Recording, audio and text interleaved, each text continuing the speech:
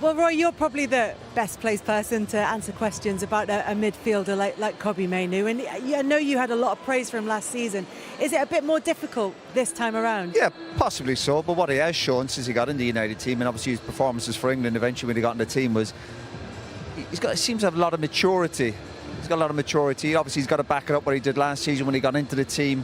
He was, you're playing in the middle of the park for Man United. It's a difficult position.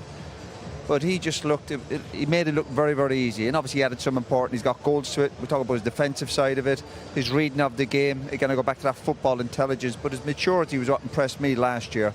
And hopefully he can back it up now and stay injury free. He's got a lot of good experience around him. Sure, hopefully they will help him. But I've been hugely impressed with him, and fingers crossed he doesn't relax now and lose that hunger, shall we say, and he kicks on and continues to be a top player. I think he's been an absolute revelation. I love watching him play. I love what he did in the summer. And I mean, the best praise I can possibly give him is, you look at the injury he got in pre-season, so he comes in probably halfway through last season. And at the start of last season, I think we were all asking questions about Manchester United midfield, and we were saying, Casemiro needs help, Casemiro needs a partner. Now it's, for me, Kobbie Mainoo needs a partner.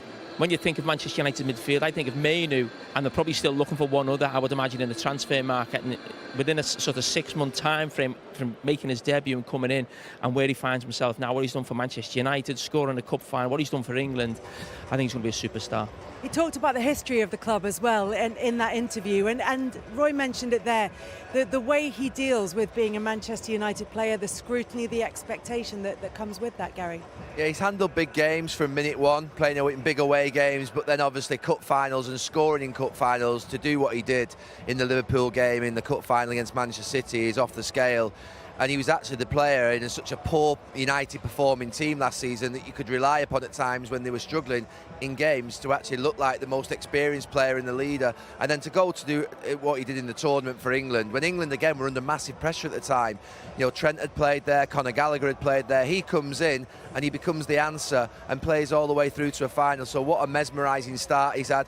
Roy's just said it, the only thing that can stop him is himself, because an injury, he's got to stay clear of injury, but if he just keeps his feet on the ground, what a career he's got in front of him.